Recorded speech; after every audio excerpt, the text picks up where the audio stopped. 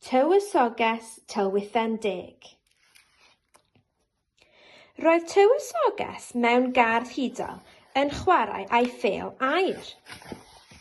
Pan syrthiodd ei phel, splash, i'r dŵr a suddon ddwfn o'r golwg. Wedyn, ymddangosodd broga bach. Tywysoges, addo gusan i mi ac fe ddo fi o hyd i'r bel i ti, crawciodd y broga. Dwi'n addo, atebodd hithau. Ac felly, plymiodd y broga i lawr i'r dyfnder mawr, ac yno daeth o hyd i'r bel Mae'r. A dod â hi nôl. Nawr, rho gusan i mi fel yr ddewais ti. Rho gusan i mi, crawciodd y broga.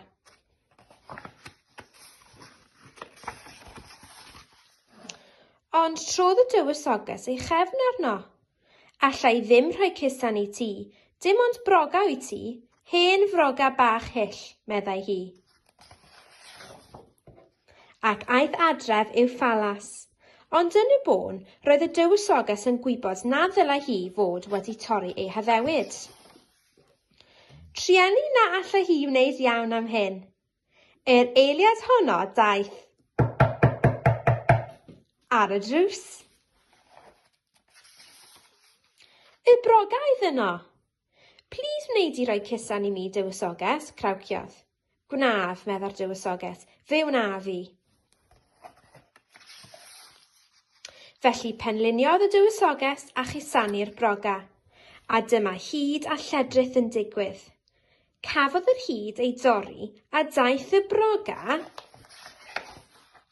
yn Tylwythen Deg. Yn yr ardd hudol daw ein stori i ben. Bu'r Tywysoges a'r Tylwythen Deg fyw'n hapus byth wedyn, yn ffrindiau gorau. Y diwedd.